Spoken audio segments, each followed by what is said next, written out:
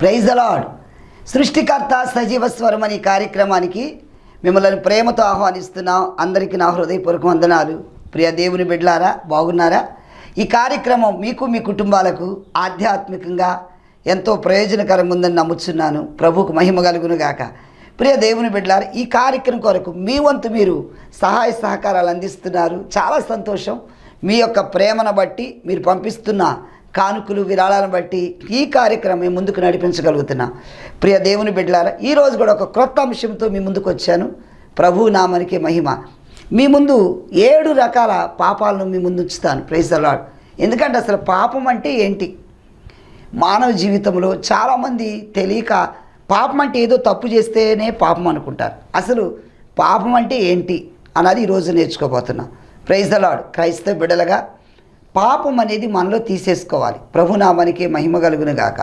చూద్దాం దేవుని పరిశుద్ధ గ్రంథంలో నుండి మొదటి యోహాను పత్రిక 3వ అధ్యాయము 4వ వచనం చదవండి. పాపము చేయి ప్రతివాడును ఆజ్ఞను అతిక్రమించును, ఆజ్ఞాతిక్రమమే పాపము. ప్రార్థన. పరిశుద్ధుడా నీకే స్తోత్రములు. చదవబడిన లేఖనము ద్వారా మీరు మాతో మాట్లాడండి.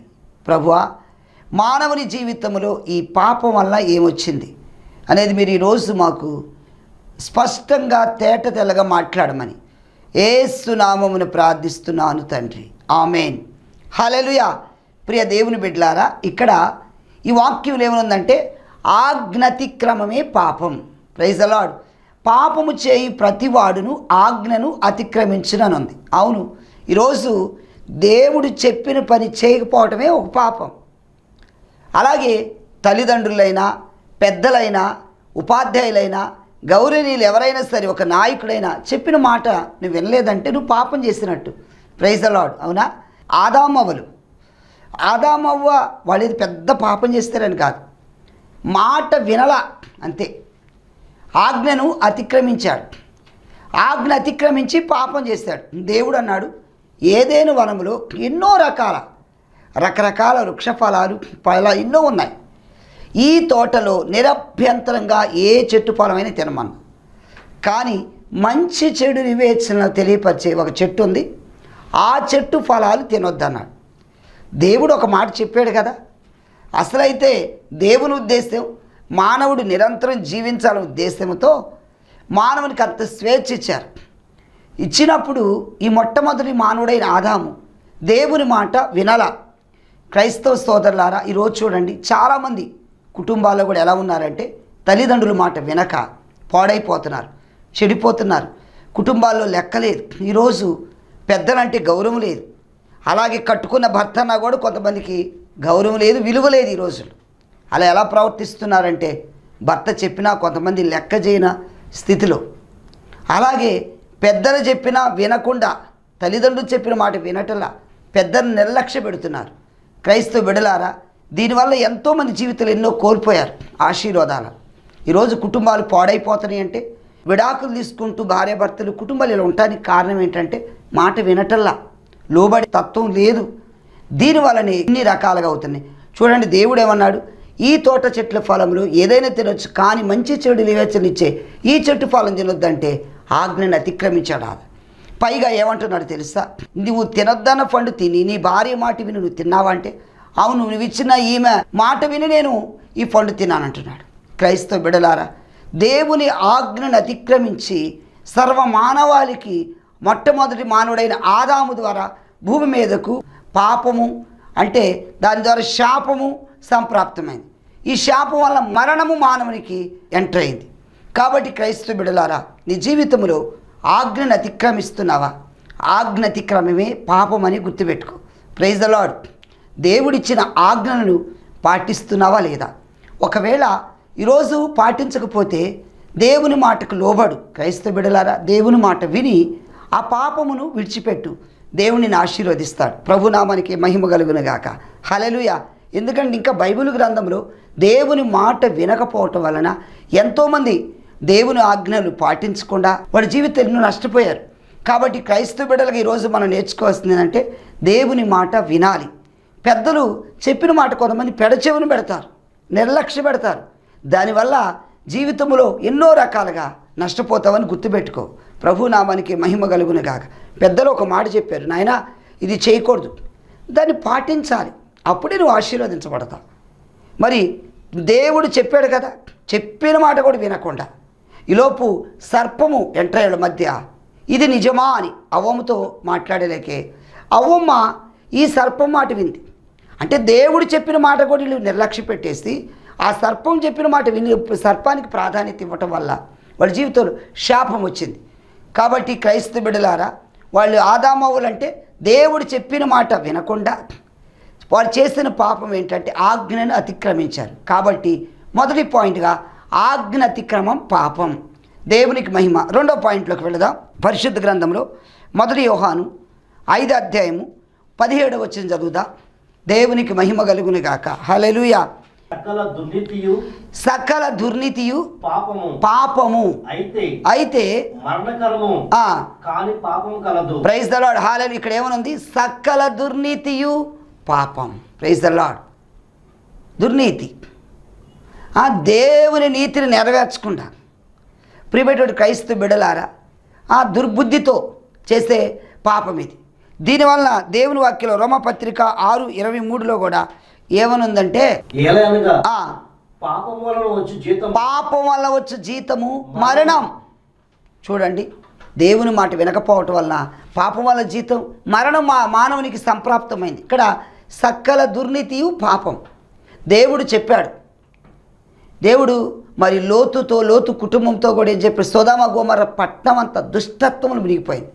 దుష్ట స్వభావం, దుష్ట ఆలోచనలు చెడిపోయారు. ఆ ప్రాంతం అంతా చిన్నపిల్లలు, యవనస్తులు, వృద్ధులు ప్రతి ఒక్కరూ పాడైపోయి దుష్టత్వానికి ఇదైపోయారు. కానీ దేవుడు ప్రేమామయుడు కనుక దేవుడు ఏ విధంగా మరి నీతిమంతులుగా ఉన్న లోతు కుటుంబాన్ని రక్షించాలన్న ఉద్దేశం దేవునికి ఉన్నది. ఆ సొదొమ ప్రాంతాల నుండి దేవుడు తప్పించాలని, సొదొమ గొమొర్రా పట్టణంలో పాడై ఉంది కనుక వారిని కాపాడాలన్నదే దేవుని ఉద్దేశం. ఎందుకు అక్కడ సొదొమ గొమొర్రాలో ఏమున్నారట? దుష్టులు, బహుపాపులను ఉన్నారని ఉంది. మరి ఆదికాండం 18:20 చూడండి. గొప్పది కనుక వారి పాపము బహుభారమైనది కనుక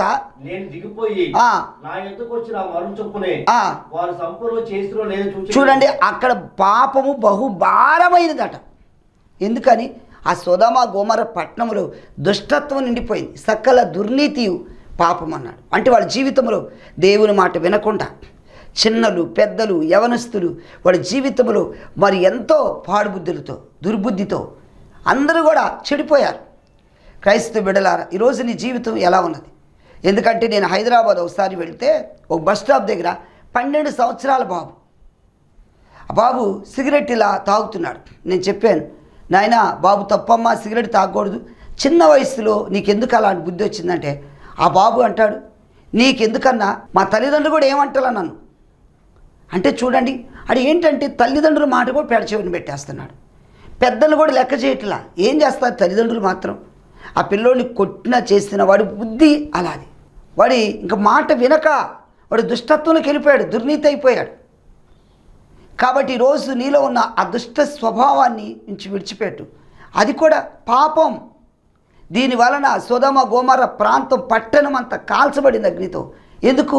అక్కడున్న ప్రతి ఒక్కళ్ళు చెడిపోయి పాడైపోయారు. క్రైస్తవ బిడ్డలారా, ఈరోజు దేవుడు నీతో మాట్లాడుతున్నాడు. ఇంకా నీలో ఇలాంటి పాపం ఉంటే వాటిని విడిచిపెట్టు. దేవుడు ప్రేమామయుడు. లోతు కుటుంబాన్ని రక్షించాలని, లోతు కుటుంబాన్ని కాపాడాలని, లోతు కుటుంబం మీద ఆ ఉగ్రత నుండి తప్పించాలని దేవుడు మరి లోతును, తన కుమార్తెలు, భార్యను, అలాగే కుమార్తెలు పెండ్లాడనై ఉన్న వాళ్ళ యొక్క అల్లులను కూడా తప్పించే వాళ్ళకి ఎగతాళైపోయింది. ఏంటి ఇదంతా కాలిపోతుందా? పట్టణం పాడైపోతుందా? మరి అందరూ చచ్చిపోతారా అంటే మీరు బ్రతుకుదామని అని ఏదో హేళనగా అవమానకరంగా మాట్లాడి చివరికి వాళ్ళు అగ్నికి ఆహుతైపోయారు. కాబట్టి క్రైస్తవ బిడ్డలారా, ఈరోజు దేవుడు నీతో మాట్లాడుతున్నాడు. నీలో అలాంటి దుర్నీతి ఉంటే వాటిని విడిచిపెట్టి ప్రభు పాదాలు పట్టుకో. ప్రభుకే మహిమ కలుగును గాక. చూడండి, ఇంకా దేవుని వాక్యములో మరి నేర్చుకుందాం. 3వ పాయింట్. ఇప్పుడు 2 పాయింట్లు మీ ముందు పెట్టిన్నాను. 3వదిగా చదువుదా. రోమపత్రిక 14:23 చూడండి. విశ్వాసం కానిదేది అది కూడా పాపం అంటుంది. చదవండి. అనుమానించువాడు విశ్వాసం లేకుండా తినును విశ్వాసము లేకుండా తినును గనుక దోషి అని తీర్పునందును. విశ్వాసములు కానిదేదో అది పాపము. విశ్వాసము కానిదేదో అది పాపం. ఈరోజు క్రైస్తవ బిడ్డలారు, నువ్వు ఒక విశ్వాసంతో ఉండాలి. నీలో అనుమానం, కొంతమంది అంతే, ఏది పెట్టిన ముందు అనుమానం. భార్యాభర్తలు కుటుంబాల్లో కూడా ఈరోజు కుటుంబాలు పాడవటానికి అనుమానం పెద్ద. కొంతమంది భార్యకేమో భర్త మీద అనుమానం, కొంతమందికి ఏమో భర్త మీద భార్యకు అనుమానం, భార్య మీద భర్తకు అనుమానం. ఈ అనుమానాల పిచ్చి ఇది ఉంటే ఇది మహాపాప, భయంకరం. కొంతమంది తిట్టరు, లేకపోతే కొట్టరు, ఏం చేయరు, అనుమానం. భర్త డ్యూటీ నుండి లేటుగా వచ్చాడు అనుకో, ఒకవేళ ఏదో పని ఉంది, ఫ్రెండ్స్తో కాసేపు మాట్లాడు, మధ్యలో ఉండాలి, ఆలస్యమైంది, లేకపోతే ట్రాఫిక్ వల్ల ఆలస్యమైందో అర్థం చేసుకోరు కొంతమంది. ఇప్పుడు దాకా ఎటు వెళ్ళావు, ఇప్పుడు దాకా ఎక్కడ తిరిగావు, ఇప్పుడు దాకా ఎవరితో మాట్లాడుతున్నావు, ఈ అనుమానం చాలామంది వాళ్ళ జీవితాల్లో పంచుకుంటూ ఉంటారు. వాళ్ళు చెప్తూ ఉంటారు. కొంతమంది కౌన్సిలింగ్ ఇస్తుంటాం కదా, వాళ్ళ జీవితాల్లో వచ్చిన భార్యాభర్తలు ఎందుకు ఈ కుటుంబాలు పాడవటానికి, ఈ కుటుంబాలు ఎందుకు ఈ గొడవలు వస్తున్నాయి, ఎందుకు మీ జీవితాల్లో సంతోషంగా ఉండవలసిన ఫ్యామిలీలు ఎందుకంటే ఈ అనుమానం. కొంతమంది అంటారు భర్తలు, అయ్యా మా భార్యకి చాలా అనుమానం అండి, దయచేసి ప్రార్థన చేయండి. ఆమె కొంచెం అరగంట ట్రాఫిక్ ఉంటుంది, మరి కొన్నిసార్లు ఫ్రెండ్స్తో కలవాల్సి వస్తుంది, డ్యూటీ అయిన తర్వాత మధ్యలో దారిలో ఏదో పని ఉంటుంది, దానికి కూడా ఇప్పుడు దాకా ఏం చేస్తున్నాం, అరగంట ఎందుకు లేట్ అయిందో, గంట ఎందుకు లేట్ అయిందని వాళ్ళని గుచ్చి అడిగే స్త్రీలు కూడా ఉండలేకపోలేదు. వాళ్ళు కూడా కొంతమంది ఉన్నారు. అలానే కాదు, పురుషుల్లో కూడా కొంతమంది ఉన్నారు. భార్య మంచిగా రెడీ అయినా, కొంతమంది సిద్ధపడినా, మరి దీనికి కూడా కొంతమంది అనుమానించేవాడు ఉన్నారు. ఎక్కడికి వెళ్తా, ఎందుకు రెడీ అయ్యావు, ఎలాగా అని అనేవాడు కూడా ఉన్నారు. నా భార్య మంచిగా ఉండాలని కోరుకోవాలి, కానీ ప్రైజ్ ది లార్డ్, అలాగే నా భర్త మంచిగా ఉండాలి అని కోరుకోవాలి. ఒకరి మీద ఒకరి నమ్మకం ఉండాలి. క్రైస్తవ బిడ్డలారి, ఈరోజు ఆ నమ్మకం ఉన్నప్పుడే ఆ కుటుంబం కట్టబడుతుంది. అంతేగాని అనుమానానికి స్థానం ఇచ్చేవా మనం దీవించబడలేదు. అనుమానం ఒక పిచాచి, ఇది అనుమానం అనేది ఒక దయ్యం. ఈ అనుమానం ఉంటే కుటుంబాలు చాలా పాడైపోతుంటాయి. ఈ అనుమానం అనే ఒక దయ్యాన్ని తరిమి కొట్టాలి. క్రైస్తవ బిడ్డలారా, దేవుని పిల్లలుగా మన కుటుంబాల్లో ఈ అనుమానానికి ఎలాంటి ప్రాధాన్యత ఇవ్వకూడదు. Praise the lord. విశ్వాసంతో జీవించాలి. ప్రభునామానికి మహిమ. విశ్వాసం నీలో లేదనుకో, అది పాపం అవుతుంది. అనుమానంతో ఏదైనా కూడా అనుమానంతో తినకూడదని. Praise the Lord. దేవునికి మహిమ కలుగును గాక. నీ ముందు లేనిది కూడా ఉన్నదని చెప్పడమే విశ్వాసం. కాబట్టి క్రైస్తవ బిడ్డలారా, ప్రభు కూడా మనకేం చెప్తున్నారంటే, ఆవగింజంత విశ్వాసం నీలో ఉంటే ఈ కొండెల్లి సముద్రంలో పడునుగా కంటే పడుతుంది. క్రైస్తవ పిల్లలుగా మన జీవితాల్లో విశ్వాసం ఉండాలి. ప్రభు నామానికి మహిమ కలుగును గాక. విశ్వాసం నీ జీవితంలో ఉంటే ఎలాంటి వాటినైనా జయించగలవు. ప్రభునామానికి మహిమ కలుగును గాక. హల్లెలూయా. కాబట్టి మూడవ పాయింట్గా మనం చూసినట్లయితే, విశ్వాసము కానిదేదో అది కూడా పాపం. ఈరోజు నీలో అలాంటివి ఉంటే వాటిని కూడా విడిచిపెట్టు. ఎందుకంటే మనకు ఉదాహరణకి తోమా కనిపిస్తున్నాడు. తోమా కూడా ఏమంటున్నాడు, అందరూ మేము ప్రభువుని చూసాం, ప్రభువుతో మాట్లాడాం, ప్రభు మమ్మల్ని దర్శించారన్నప్పుడు తోమా అంటాడు, నేను నమ్మనుగాక నమ్మను, ఆయన గాయాలు వేలు పెట్టి చూస్తేనే నేను నమ్ముతాను.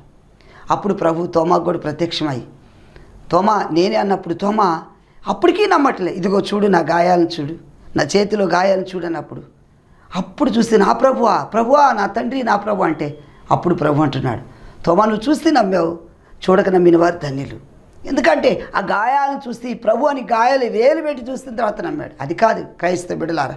ఈరోజు ప్రభు నువ్వు చూడకపోవచ్చు, కానీ వాక్యానికి లోబడి, ప్రభు మాటలకు లోబడి, ప్రభు వాగ్దానాలకు లోబడి ఆయన ఉన్నాడు, ఆయన గొప్పవాడు, పరలోకం ఉంది నరకం ఉందని ఒక నమ్మావు కనుక నువ్వు విశ్వాసంతో ఈరోజు ప్రభుని ఆరాధిస్తున్నావు. కాబట్టి క్రైస్తవ బిడ్డలారా, విశ్వాసం కానిదేదో అది కూడా పాపం. ప్రభునామానికి మహిమ కలుగును గాక. చూద్దాం, 4వ పాయింట్కి వెళదాం. యాకోబు పత్రిక 4వ అధ్యాయము 17వ వచనం చదవండి. కాబట్టి మేలైనది చేయనెరిగి అలాగా ప్రైజ్ ది లార్డ్. హల్లెలూయా. ఈరోజు నువ్వు చేసే శక్తి ఉన్నది, నువ్వు చేసే స్తోమత ఉన్నది, చేయగలిగిన కెపాసిటీ ఉన్నది, కానీ నువ్వు చేయలేకపోతున్నావు. మేలైనది చేయనెరిగి కూడా. ప్రియ దేవుని బిడ్డలారా, ప్రభు ఇచ్చిన వాగ్దానం, ప్రభు ఇచ్చిన మాట ఏంటి? నీకు 2 అంగీలు ఉంటూ ఒక అంగీ ఇవ్వమన్నారు. నిన్ను వల్ల నీ పొరుగు అని ప్రేమించమన్నారు. ఆపదలో ఉన్న వాళ్ళు ఆదుకోవాలి. ఈరోజు ప్రక్కనోడుకున్నారు, వాళ్ళకి ఏదో సహాయం వచ్చింది, సహాయం అడిగారు. నీ దగ్గర ఆ శక్తి ఉంది, ధనం ఉన్నది, వాళ్ళు ఏదో ఒక 500 అప్పుగా ఇవ్వమన్నారు, ఉండి కూడా నా దగ్గర లేదని చెప్పి అబద్ధం, ఇది కూడా పాపమే. మేలు చేయటానికి శక్తి, సామర్థ్యత, స్తోమత అన్నీ ఉన్నాయి, చేయనెరిగి కూడా నువ్వు చేయలేకపోతున్నావు, ఇది కూడా ఒక పాపమే. దేవునికి మహిమ కలుగును గాక. క్రైస్తవ బిడ్డలారు, ఇంకెక్కడ నీలో ప్రభు ప్రేమ ఎక్కడిది? దేవుని ప్రేమతో వాళ్ళని ప్రేమించే స్వభావం ఎక్కడిది? కాబట్టి మేలైన చేయనరిగి అది చేయకపోవడం పాపం. ఎందుకంటే దేవుని వాక్యం సెలవిస్తుంది, నీ సహోదరుడు 1 మైలు రమ్మంటే 2 మైలు కూడా నువ్వు వెళ్ళు. వాడికి పలానా చోటికి వెళ్ళి రావాలి, అత్యవసర పరిస్థితి, హాస్పిటల్కి వెళ్ళాలి, అయ్యా కొంచెం సహాయం తోడు రమ్మని ఆయన ఆ మేలు చేసే ఆ శక్తి ఉన్న చేయట్లా. కొంతమంది ఏదో ఆపదలో ఉన్నారు, వెహికల్ అడుగుతుంటారు, అయ్యా కొంచెం అక్కడ దాకా హాస్పిటల్కి తీసుకెళ్ళి రావాలి, కొంచెం ఇంట్లో పేషెంట్ ఉన్నారు, మీ బండి ఇవ్వమంటే కూడా ఇవ్వకపోవటం కూడా పాపం. ఎందుకంటే వాళ్ళ దగ్గర ఉంది ఆ వస్తువు, కానీ వస్తువు ఎక్కడ పాడైపోద్దని భయం, ఈ వస్తువు ఎక్కడ మనం నష్టపోతామని భయం, కొంతమంది ఇవ్వరు. కాబట్టి క్రైస్తవ బిడ్డలారా, మీరు నీ జీవితంలో మేలు చేయటం చేతనవు, అలా చేయకుండా ఉండటం కూడా పాపమే.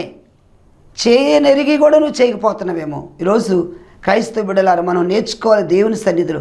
పాపం అంటే ఏదో విచారం చేస్తేనే పాపం, ఏదో తప్పు చేస్తేనే పాపం, లేకపోతే దొంగతనం చేస్తేనే పాపం, అవే కాదు.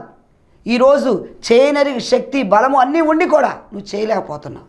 దేవుని వాక్యమేమో నిన్ను వలె నీ పొరుగు అని ప్రేమించమని చెప్తుంది. బైబిల్ అంతా కూడా ఈ మాట మీద ఆధారపడి ఉంది, నిన్ను వలె నీ పొరుగు అని ప్రేమించు. అనగా నిన్ను ఎలా ప్రేమించుకుంటున్నావో, నీ శరీరాన్ని ఎలా ప్రేమించుకుంటున్నావో, నిన్ను నువ్వు ఎలా ప్రేమించుకో, ఎదుటి వారిని కూడా అలా ప్రేమించమని బైబిల్ చెప్తుంది. అంటే నేను ప్రేమిస్తున్నా అంటున్నావు, తోటి వారికి ఏ సహాయం చేయట్లేదు, ఏది నీ ప్రేమ?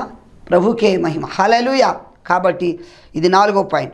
5వ పాయింట్ చదువుదాం. సామెతల గ్రంథం 24వ అధ్యాయము 9వ వచనం చదవండి. మూర్ఖుని యోచన పాపము. మూర్ఖుని యోచన పాపము. హల్లెలూయా. అంటే మూర్ఖుని ఆలోచన పాపం. ఈరోజు కొంతమంది మూర్ఖ స్వభావం, అంటే వాడు ఎలా ప్రవర్తిస్తాడో తెలియదు. కొంతమంది ఏదేదో మూర్ఖత్వంగా ఊహించుకొని అనుమానించి భార్యని కొట్టినోళ్ళు ఉన్నారు, భార్య మీద యాసిడ్ పోసినోళ్ళు ఉన్నారు. ఎందుకంటే ఆమె అందంగా ఉండటం అది ఒక తప్ప, దేవుడు ఆమె చక్కని అందం ఇచ్చారు, దాన్ని బట్టి కూడా ఆమె మీద అనుమానం పెట్టుకొని ఏదో ఆలోచిస్తాడు. నా భార్య వైపు ఎవరో చూస్తున్నారేనో, ఎవరితోనో మాట్లాడుతున్నానో, నిజంగా ఆమె తప్పు చేసిందా లేదని ఏమీ ఆలోచించే పని లేదు. వెంటనే ఎవరని చెప్పారనుకో, మీ భార్య పలానాతో మాట్లాడిందని అనుకో, వెంటనే దురాలోచనలు వచ్చి, దుష్టాలోచనలు వచ్చి, చెడాలోచనలు వచ్చేసి, క్రైస్తవ బిడలారా, మూర్ఖుని ఆలోచన పాపం అంటున్నారు. వాళ్ళ ఆలోచనలు ఎలా ఉంటున్నాయి? వాళ్ళలో ఒక దుష్ట స్వభావం. కాబట్టి ఈరోజు నీలో ఇలాంటివి ఉన్నాయంటే ఒక మూర్ఖుడుగా. బైబిల్ గ్రంథంలో సౌలు ఇశ్రాయేలుకు మొట్టమొదటి రాజుగా ఉన్నాడు. ఈ సౌలుకి దావీదును చూసినప్పుడల్లా విషపు చూపు వచ్చేస్తుంది. ఎందుకు? అందరూ దావీదుకి జేజేలు ఎక్కువ చెప్తున్నారు. సౌలుకి 1000 కొలది, దావీదుకు 10,000 కొలదనే లేకే. వెంటనే ఇతరులు ఒక మూర్ఖ ఆలోచనలు, అంటే ఇతన్నే పొగుడుతున్నారు, ఇతనే గౌరవిస్తున్నారు, ఇతనే నాకంటే కూడా ఎక్కువగా ప్రేమిస్తున్నారని అతనిలో ఒక మూర్ఖపు ఆలోచన. ఎందుకంటే అతను చేశాడు. గొల్లియాతును ఎవరు కూడా జయించలేకపోయారు. ఎవరన్నా ఉన్నారా? చాటింపేశారు. ఎవరైతే ఇదిగో ఈ ఫిలిష్తీయుడైన గొల్లియాతును జయించు వారికి బహుమానాలు ఇస్తారని రాజు మరి ప్రకటించారు. అయితే ప్రకటించినప్పుడు ఎవరు కూడా సాహసించలేకపోయారు, తన మీద జయం పొందలేకపోయారు. కానీ దావీదు చిన్నవాడు బాలుడుగా ఉన్నాడు. అలాంటి వ్యక్తి వెళ్ళి ఆ గొల్లియాతుని జయించడానికి దేవుడు ఆ శక్తి ఇచ్చాడు, ధైర్యం ఇచ్చాడు, ఆ గుండె నిబ్బరం ఇచ్చాడు. అతను ఎంతో దావీదు ఒక సవాలు విసిరాడు. దేవునికి మహిమ కలుగును గాక. హల్లెలూయా. మరి ఆ ఫిలిష్తీయుడైన గొల్లియాతు ఇతను చూసిన తర్వాత, ఈ బుడ్డోడా, ఈ చిన్నవాడా నా మీద యుద్ధం చేయటానికి కర్ర తీసుకుని వస్తాంట, నేనేమన్నా కుక్కనా అన్నాడు. అంటే దావీదు సాహసం చూడండి. చిన్నవాడైన అంత పెద్ద గొల్లియాతును జయించడానికి దేవుడు దావీదుకి శక్తినిచ్చాడు. Praise the Lord. అలాంటిది మెచ్చుకోవాలి, అప్రిషియేట్ చేయాలి. ఈ బాలుడి చూడు ఎంత చక్కగా, చిన్నవాడైనా ఎంత చక్కగా పోరాడాడు అనుకోకుండా అతనిలో ఒక మూర్ఖపు ఆలోచన వచ్చింది. ఏంటి మూర్ఖపు ఆలోచన అంటే, ఎప్పుడైతే గొల్లియాతుని జయించి గొల్లియాతుని తలని ఛేదించి ఆయన ఆ శిరస్సు ఇలా పట్టుకొని వస్తున్నప్పుడు అందరూ చూసి దావీదుకు ఇక జేజేలు ఎక్కువ చెప్తున్నారు. సౌలు కంటే దావీదుని గణపరుస్తున్నారు, దావీదుని హెచ్చిస్తున్నారు. ఇంత ఈ చిన్నవాడైనా ఈ దావీదు ఎవరు చేయలేని సాహసం చేశాడు. ఎవరైనా సరే సహజంగా అలాంటి పని చేస్తే ఎవరైనా అప్రిషియేట్ చేస్తారు. ఎందుకంటే అంతమందిలో ఎవరు చేయలేని సాహసం, ఎవరు సాధించలేని కార్యం దావీదు చేశాడు. క్రైస్తవ బిడ్డలారా, మనమైనంతే సహజంగా ఇప్పుడు మనకంటే వాళ్ళు ఏదన్నా మంచి గొప్ప కార్యం చేస్తారని వాళ్ళు పొగుడుతారు, వాళ్ళు అప్రిషియేట్ చేస్తారు. సంఘాల్లో కూడా కొంతమంది చక్కగా పాడారనుకో, వాళ్ళని చూసిన తర్వాత ఆ బాబు చక్కగా పాడారంటే కొంతమంది తట్టుకోలేరు. వాళ్ళకి ఎందుకంటే వెంటనే అసూయ, వాళ్ళే బాగుపడారంట, చూస్తే పాస్టర్ వాళ్ళనే మెచ్చుకుంటున్నాడు, వాళ్ళనే పొగిడారు, లేకపోతే వాళ్ళ పిల్లల్నే పొగిడారు అనుకుంటారు. ఇదేమంటుందంటే అసూయ. ఇక్కడ చూసినట్లయితే దావీదు మీద ఆ రోజు నుండి ఆనాటి నుండి సౌలులో ఒక విషపు చూపు నిలిపాడండి. అందరూ దావీదుకి ఎక్కువ జేజేలు చెప్తున్నారు. ఇలాగే అదంటే ఆ మూర్ఖపు ఆలోచనలు ఆలోచిస్తున్నాడు, ఏదో ఆలోచించుకుంటున్నాడు. అయ్యో ఇతన్ని పొగుడుతున్నారేమో, ఇతన్ని ఇలా గణపరుస్తున్నారేమో, ఇలాంటి ఆలోచన ఈరోజు క్రైస్తవ బిడ్డలారా మనలో తీసేసుకోవాలి. దేవుడు నీకంటే వాళ్ళని గనులుగా చేసేయడం, దాన్ని బట్టి దేవుని స్తోత్రం. నీకంటే వాళ్ళు చక్కగా పాడగలుగుతున్నారు, ప్రభుకు మహిమ. నీకంటే వాళ్ళు చక్కగా మాట్లాడగలుగుతున్నారు, దాన్ని బట్టి ప్రభుకు మహిమ. నీకంటే వాళ్ళు ఎక్కువగా చదివారు, దాన్ని బట్టి దేవునికి మహిమ చెల్లించాలి. ఒకవేళ నీకంటే వాళ్ళు ధనికులుగా దేవుడు చేస్తారని దాన్ని బట్టి కూడా దేవుని మహిమపరచాలి, అంతే, ఏడవకూడదు. కొంతమంది ఎలా ఉంటుందంటే వాళ్ళు బాగా పచ్చగా ఒక ఇల్లు కొనుక్కున్నా తట్టుకోలేరు, వాళ్ళ భార్యాభర్తలు మంచిగా ఉంటున్నా ఓర్చుకోలేరు, వాళ్ళ ఫ్యామిలీ సంతోషంగా ఉన్నా వాళ్ళ ఇంట్లో ఏదో ఒక విధంగా కలహాలు పెట్టాలి. చూసావా, మా అత్తగారు నన్ను బాగా చూడలేదు, వాళ్ళు ఎందుకు మంచిగా ఉండాలని ఆ స్వభావం వాళ్ళు కొంతమంది ఉంటుంది. వాళ్ళ భార్యాభర్తలు సంతోషంగా ఉంటున్నారు, నా భర్త నాతో ఉండట్లేదే, నా భార్య నాతో ఉండట్లేదు, వాడు చూడు ఎంత సంతోషంగా ఉండాలి అని కొంతమందిలో ఇలాంటి మూర్ఖపు ఆలోచనలు. క్రైస్తవ బిడ్డలారు, ఈరోజు అలాంటి ఆలోచనలు ఉంటే వాటిని తీసేయి. ఒకవేళ ఇలాగ నువ్వు ఆలోచించావంటే ఇది కూడా పాపమే. మూర్ఖుని ఆలోచన పాపం. కాబట్టి క్రైస్తవ బిడ్డలారా, మరి ఇలాంటి మూర్ఖపు ఆలోచనలు ఉంటే వాటన్నిటిని ఈరోజు యేసు నామములో పటాపంచలవ్వాలి. Praise the lord. నీలో ఇలాంటి తలంపులు ఆలోచనలు వస్తే వాటిని తీసివేయి. దేవునికే మహిమ కలుగునుగాక. హల్లెలూయా. ఇది ఐదవ పాపం. 6వ పాపం కూడా చదువుదాం. ప్రభునామానికే మహిమ. మొదటి సమూయేలు గ్రంథము 12వ అధ్యాయము 23వ వచనం చదవండి. నా మట్టుకు నేను మీ నిమిత్తము ప్రార్థన చేయటం మానుట వలన యెహోవాకు విరోధముగా పాపము చేసిన వాడును. క్రైస్తవ బిడ్డలారా, ఈరోజు మరి నీ గురించి ప్రార్థన చేయకపోవటం కూడా పాపమే.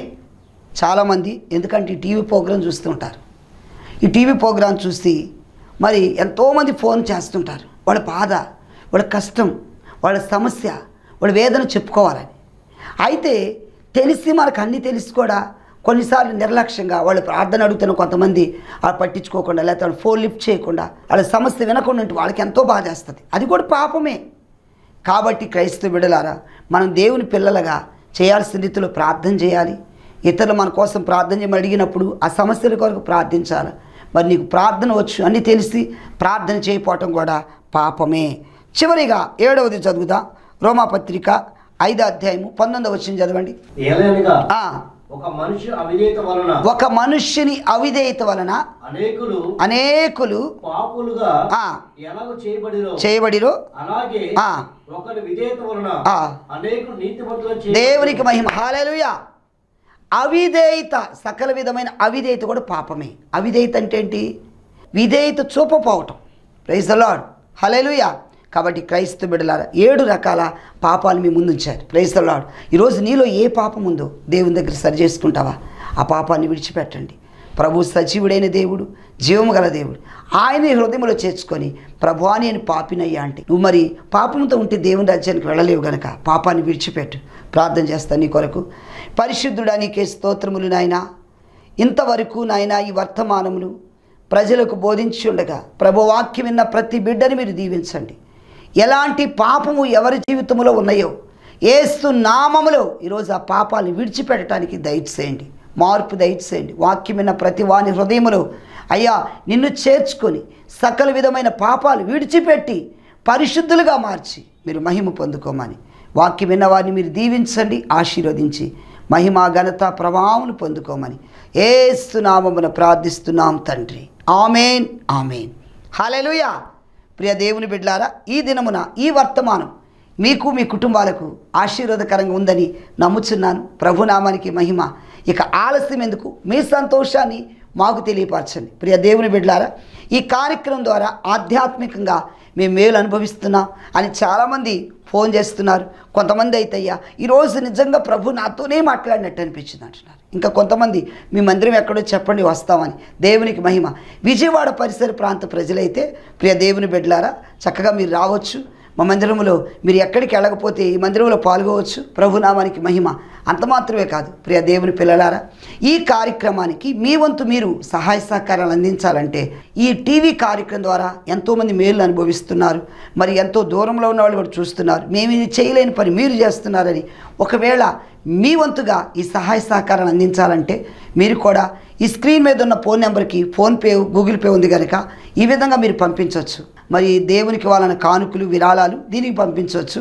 ప్రభునామానికి మహిమ. దేవుడు మిమ్మల్ని ఎంత ప్రేరేపిస్తంత ఈ కార్యక్రమం మీ ఎంతగా మీరు సహకరించగలరు. దేవునికి మహిమ. అయితే మీ ప్రార్థన అవసరతలకు నా అడ్రస్ పాస్టర్ చందోలు మోషే, మన్నా ప్రార్థనా మందిరం, లంబాడీపేట, రాముల వీధి, విజయవాడ. నా ఫోన్ నెంబర్ 9703467777.